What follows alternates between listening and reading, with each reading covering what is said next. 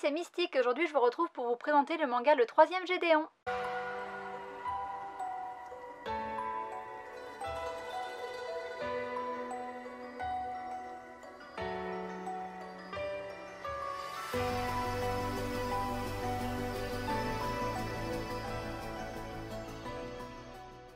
Aujourd'hui, c'est le 14 juillet, un symbole de la Révolution française, on fête la prise de la Bastille, et comme j'aime beaucoup les mangas qui parlent d'histoire et que j'ai un petit côté révolutionnaire, je trouvais ça sympa de vous retrouver aujourd'hui pour vous présenter un manga qui parle de la Révolution française, et je vais donc vous parler du Troisième Gédéon, qui est un seinen publié chez Glénat. La série a été publiée à partir de 2015 au Japon et elle est terminée en 8 tomes. En France, elle a été publiée à partir de 2017 et les 8 tomes ont déjà été publiés. C'est dessiné et scénarisé par Taro Nogizaka qui a publié d'autres mangas en France, notamment Team Medical Dragon et La Tour Fantôme que j'ai juste ici. Alors j'ai pas lu la série en entier, elle est toute publiée, mais j'ai lu le début et c'est vraiment très bien. Peut-être que je vous en ferai une vidéo. Si ça vous intéresse, n'hésitez pas à me le dire en commentaire. Pour en revenir au Troisième Gédéon, il faut savoir qu'il y a eu une supervision historique de la part de Satoshi Yamanaka qui en fait permet que les faits collent plus ou moins avec la réalité, en tout cas que ça soit pas trop à côté de la plaque. Le manga est entièrement en noir et blanc, chaque tome coûte 7,60 € et c'est tout ce que je vous dirai pour la présentation.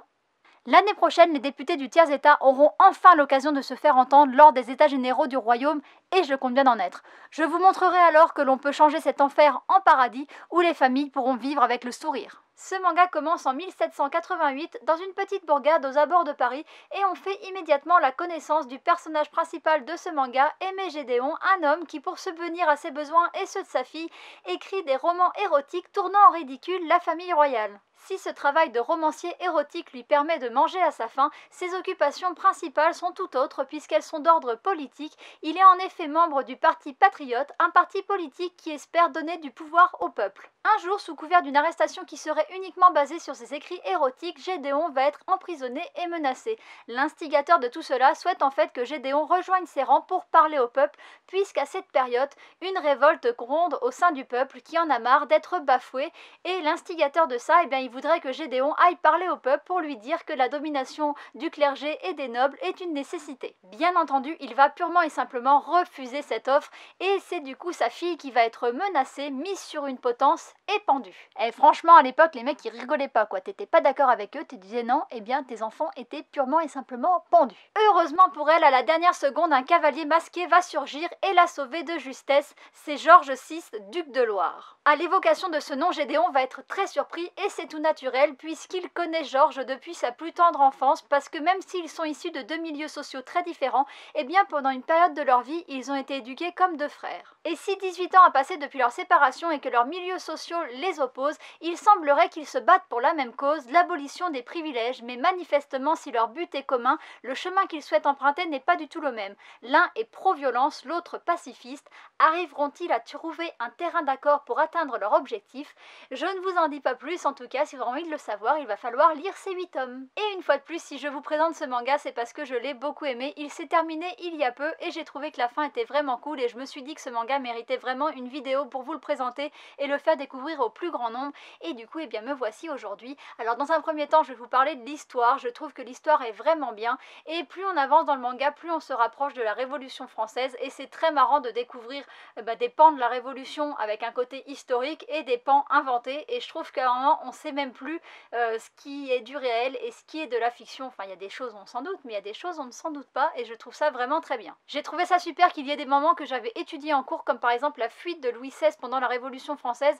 J'ai trouvé ça génial de voir ça dans le manga et de le revoir retravaillé, revisité avec une histoire totalement différente et j'ai trouvé ça juste génial d'avoir ces petits moments et d'avoir des références à des choses que j'avais déjà entendues en cours il y a très longtemps mais je me rappelais encore. Ce que j'ai beaucoup aimé aussi c'est le côté psychologique qui est très développé dans ce manga. On a beaucoup de personnages qui ont une dualité interne très forte et c'est très intéressant de voir comment ça a été exploité. Alors on a par exemple le personnage de Robespierre qui est en même temps gentil et en même temps méchant et on nous explique en fait pourquoi, on nous explique toute cette dualité et il y a un rapport aussi qui est très fort au père, alors que ce soit le père en tant que papa ou le père en tant qu'enfant, la vision qu'on peut avoir de son père. Alors par exemple Robespierre, lui il a un problème avec son père et on voit en fait que ça influence vachement sa manière d'être et que ça le rend très manipulable. Et donc du coup il y a tout ce côté manipulation, rapport dans la famille, il y a aussi le côté du père avec Dieu, enfin voilà. Et par exemple Gédéon il a une fille, donc on le voit en position de papa et qu'est-ce qu'il peut avoir comme rapport avec sa fille en tant que père, et on voit aussi sa position par rapport à son père à lui.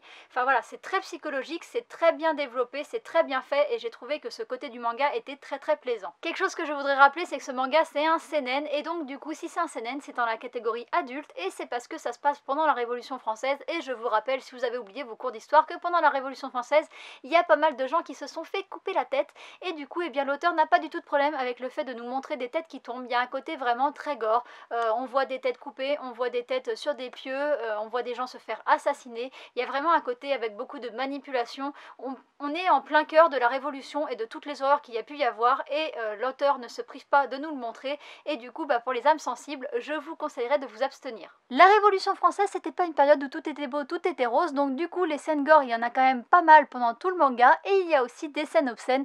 Je vous dis, l'auteur n'est pas dérangé de nous montrer une réalité vraiment très crue. Pour finir, je vais vous parler du dessin que personnellement j'ai beaucoup aimé, mais il faut savoir que l'auteur a une patte particulière, notamment dans sa manière de dessiner les personnages, mais je trouve que ça colle particulièrement bien à cette folie ambiante qu'il pouvait y avoir pendant la Révolution.